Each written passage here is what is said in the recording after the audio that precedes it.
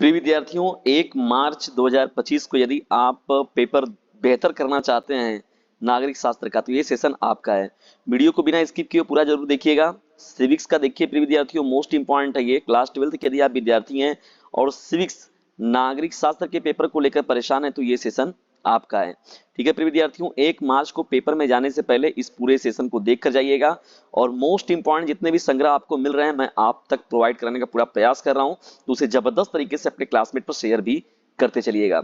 चलिए, जानदार और शानदार इस सेशन को हम लोग करते हैं स्टार्ट, जो कि 1 मार्च के लिए आपके लिए बहुत ही कारगर साबित होगा।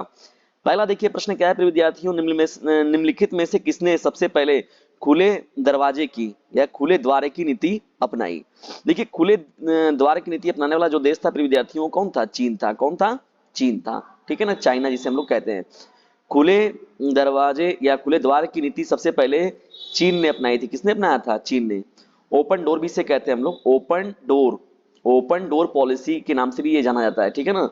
विदेशी मामलों में एक अवधारणा थी कि जो कोई शाही शक्तियों को चीन के साथ व्यापार करने और चीन को एक संप्रभु राज्य बनने की अनुमति देती थी। ठीक है ना। तो ये मुख्य रूप से जो था चीन के व्यापार के दृष्टिकोण से जो था बहुत ही महत्वपूर्ण था। ठीक है प्रिय विद्यार्थियों, चलिए 1 मार्च को तो आपका पेपर है ही, उसके लिए बहुत सारी शुभकामनाएं। लेकिन जितने भी मोस्ट इंपॉर्टेंट सेशन मिल रहे हैं प्रिय विद्यार्थियों, तो उसको जबरदस्त तरीके से खुद भी लाभ उठाइए उसका और दूसरों को भी उससे लाभान्वित जरूर कीजिए। चलिए, दूसरे इंपॉर्टेंट और जानदार और शानदार प्रश्न की ओर बढ़ते हैं। देखिए, दूसरा प्रश्न क्या है, दक्षिण एशिया का सबसे बड़ा देश कौन सा है। देखिए प्रिय विद्यार्थियों, दक्षिण एशिया का सबसे बड़ा, इसमें कोई डाउट नहीं है, भारतवर्ष है। हम लोग का देश भारतवर्ष। देखिए, दक्षिण एशिया का सबसे बड़ा देश कौन है? भारत है। क्षेत्रफल और जनसंख्या दोनों ही दृष्टि से जो है भारत दक्षिण एशिया का सबसे बड़ा देश है। ठीक है ना। चाहे क्षेत्रफल की बात हो चाहे जनसंख्या की बात हो, दोनों ही दृष्टि से जो है भारत दक्षिण एशिया का सबसे बड़ा, सबसे मजबूत, सबसे ताकतवर, सबसे संवेदनशील, बहुत ही महान देश है हम लोग का देश भारतवर्ष। ठीक है प्रिय विद्यार्थियों, तो इसी नाम पर जो है प्रिय विद्यार्थियों एक दबा के लाइक मार दीजिए और ठोक दीजिए इसे अपने क्लासमेट पर शेयर। भारतीय जनसंघ के संस्थापक कौन थे?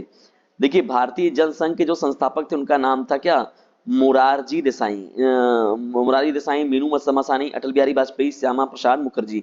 तो प्रिय विद्यार्थियों देखिए, श्यामा प्रसाद मुखर्जी जो था, ये ऑप्शन आपका सही रहेगा। भारतीय जनसंघ के संस्थापक कौन थे? श्यामा प्रसाद मुखर्जी जी थे। कौन थे? श्यामा प्रसाद मुखर्जी जी। देखिए, श्यामा प्रसाद मुखर्जी जो थे प्रिय विद्यार्थियों, श्यामा प्रसाद मुखर्जी एक प्रमुख भारतीय राजनीतिज्ञ थे प्रिय विद्यार्थियों, बैरिस्टर थे और साथ ही साथ ये क्या थे? शिक्षाविद भी थे। ठीक है ना।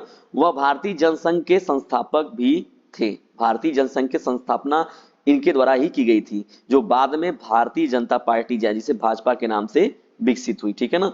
तो महत्वपूर्ण व्यक्ति हैं प्रिय विद्यार्थियों श्यामा प्रसाद मुखर्जी, जिन्होंने देखा जाए तो एक तरीके से भारतीय जनता पार्टी आज भारतीय जनता पार्टी पूरे वर्ल्ड लेवल पर जो है मतलब पूरे भारत में धाक जमाई हुई है और वर्ल्ड लेवल पर पहचान बना हुआ है भाजपा का।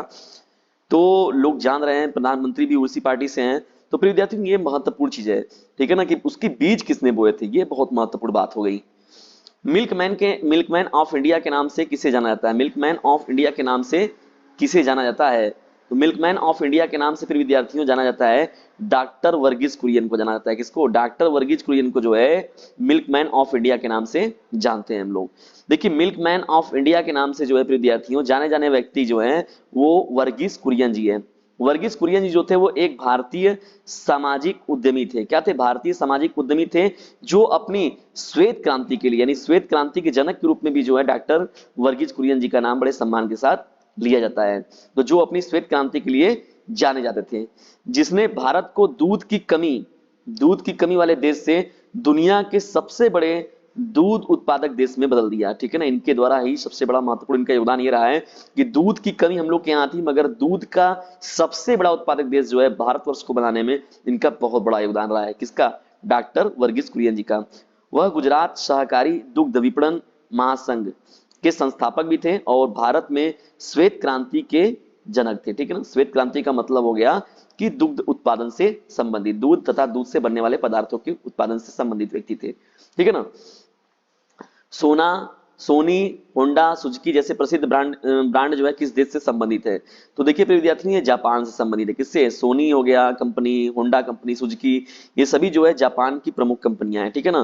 देखिए, होंडा हो गया, सोनी हो गया, सुजुकी जैसी प्रसिद्ध ब्रांड कंपनियां जो है जापान से संबंधित हैं। ये ब्रांड प्रसिद्ध जापानी जो बहुराष्ट्रीय निगम है जो अपने गुणवत्तापूर्ण उत्पादों और इलेक्ट्रॉनिक्स और ऑटोमोटिव उद्योगों में जो है वैश्विक उपस्थिति के लिए जाने जाते हैं। ठीक है ना, ये बहुत ही महत्वपूर्ण उपलब्धि में एक रहेगा। चलिए आगे बढ़ते हैं हम लोग यहाँ पर छठवें प्रश्न को। राज्य पुनर्गठन आयोग की स्थापना किस वर्ष हुई थी प्रिय विद्यार्थियों? तो ये वर्ष 1953 में हुआ था। ठीक है ना, इस आयोग का जो स्थापना था वो प्रशासनिक दक्षता और भाषाई एकरूपता को सुनिश्चित करने के लिए जो है भारत में राज्य की सीमाओं के पुनर्गठन की सिफारिश करने के लिए ये राज्य पुनर्गठन आयोग को लाया गया था वर्ष 1953 में। मतलब एक तरीके से देखा जाए तो भाषा के आधार पर राज्यों का गठन करना। जय जवान जय किसान का नारा किसने दिया था प्रिय विद्यार्थियों? तो ये देने वाले व्यक्ति थे लाल बहादुर शास्त्री जी थे। ठीक है ना, बहुत ही महत्वपूर्ण ये नाम है लाल बहादुर शास्त्री जी। देखिए दिया था इन्होंने यह नारा भारत के सैनिकों और किसानों को सम्मानित करने के लिए इन्होंने देखिए दिया हुआ था। देश की सुरक्षा और खाद्य उत्पादन में उनके योगदान को मान्यता देने के लिए उन्होंने ये नारा दिया था, जय जवान जय किसान। इसके बाद इसी में एक लाइन जोड़ा था अटल बिहारी वाजपेयी जी ने, जय जवान जय किसान और जय विज्ञान। ठीक है ना, तो ये विज्ञान को भी मान्यता उन्होंने दिया। आठवें प्रश्न की ओर बढ़ते हैं। देखिए क्या है, नीति आयोग की स्थापना किस वर्ष हुआ प्रिय विद्यार्थियों? तो ये हुआ था 2015 में, सन 2015 में। National institute for transforming India का गठन कब किया गया? वर्ष 2015 में।